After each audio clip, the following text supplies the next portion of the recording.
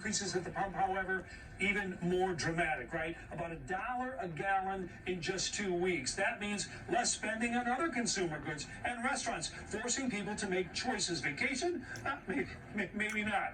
Slower growth. Yet oil is the #1 driver of inflation, right? Anything you buy, everywhere you go, has to absorb that price hike. Caught in the middle, consumers who yesterday actually crashed the Gas Buddy website searching on where they could save a nickel or a dime on a gallon of gas. I was in Beverly Hills and that was about like $7.50. So I drove over here and I was like, yo, I saved $3. I need to find another place to more cheaper. That's how we need to do it. I think that for workers like me that do delivery driving, it makes it almost impossible because they're not willing to compensate for a higher wage, so it's all coming out of my pocket. Experts say this price spike is driven more over uncertainty and Russia than supply and demand. It's true, prices rallied coming out of the pandemic. Refiners and producers did cut back when everybody worked at home. But with Ukraine, now speculators have jumped in. And now with the U.S. banning those Russian imports, prices here at home reflect the scramble to replace that production, albeit small, with long-haul truckers and families, everyone feeling a little pain at the pump. If everybody sees $4 and then 1 month later they see $5, that's when it becomes problematic, because it's not just the level of increase, it's the speed with which the increase has occurred that makes it dramatic. So how long does this last, Neil? Frankly, nobody knows. What we do know is prices come down a lot slower than they go up. Neil? William, that's a great report. Puts it in perspective, but man, some of those prices, yikes. A lot of times on this show, we just try to get the facts right. It's not an opinion show. I mean, no one cares what I think, and nor should you. But when I hear information that constantly gets out there and then gets accepted as fact, we're just here about the facts, just the facts. And for those with a certain reference, it's sort of like, Jack Webb, we just want the facts, the Dragnet thing. So when I hear this issue of domestic oil production and it having no effect on prices, it kind of irks me, because it's time for a little bit of economics 101 when it comes to oil production. And I think a lot of people could benefit from just getting this straight. This is what got my goat. Take a look. The Keystone was not an oil field. It's a pipeline. Also, the oil is continuing to flow in just through other means. So it actually would have nothing to do with the current supply imbalance. The Keystone Pipeline has never been operational. It would take years for that to have any impact. The Keystone Pipeline was not processing oil through the system. That does not solve any problems. The Keystone Pipeline isn't even really functioning. I mean, it was only partially built. It isn't even really functioning. So suggesting that changing that would lower the price of gas, I don't know that that makes substantive sense.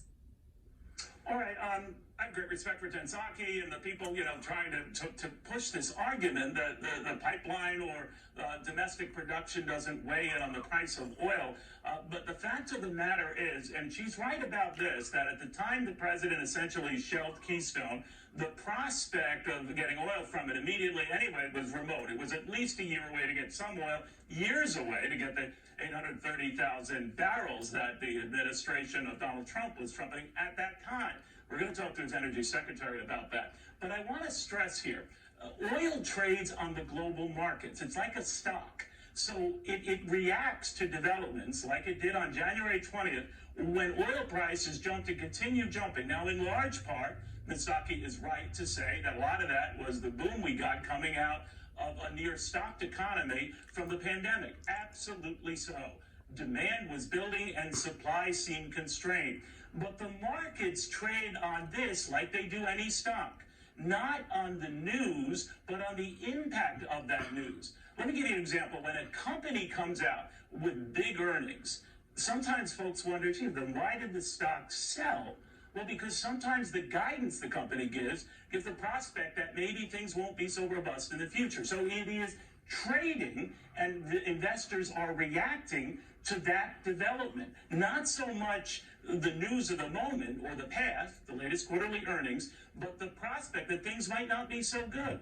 Now, the reverse can oftentimes be true. You have a company report lousy earnings, but convinced that the future looks better, and people bid up the price of that, even though those things it's forecasting are quite some time off. Oil works the same way. It trades in the open market just like stocks. Globally, investors sort of pick and choose what motivates either bidding up prices or staying away from it. When this president announced that he was going to stop Keystone production and set a clear signal that domestic oil production would not be his cup of tea, well, that prompted a lot of traders to see and bid up the price of oil in the likelihood that at least future supply would be limited. It's all about markets. There is no cabal here trying to set this. I just want to be very, very clear about this because we're about the facts. We're about the economic reality that affects prices. Now, did sometimes markets go too far? Absolutely. Sometimes do they get it wrong? Absolutely. Did we in 2008, when we got up to $141 a barrel, bid it up too far, too fast?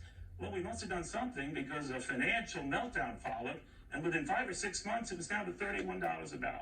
Now, you're probably saying, Neil, you're boring us to tears on this, but it is an important economic point I want to raise here. The idea of a pipeline and its effect when it's shut down, it's not the prospect of where things stand in the moment, because as Jen Psaki said, there was no oil coming out of it in the moment. And the big oil supply that would come was still years off. Furthermore, it was supposed to be oil coming from Canada, Alberta, Canada, into this country, meaning that it would lock in North American production of crude we badly need. That was based on the notion that we weren't going to get that anymore. The markets read into that. All right, there's certainly a finite supply coming out of the United States. One other footnote on this, Aki, before I stop lecturing on this. A great deal of discussion about the 9,000 leases and contracts that the oil industry has. She's exactly right. What she leaves out is the 37,000 leases the oil industry had just last year. It has exhausted as many of those leases as it can. You know, oil guys want to make money. God bless them, that's their right. And some of those leases they don't see as productive, or they could take much longer to bear fruition.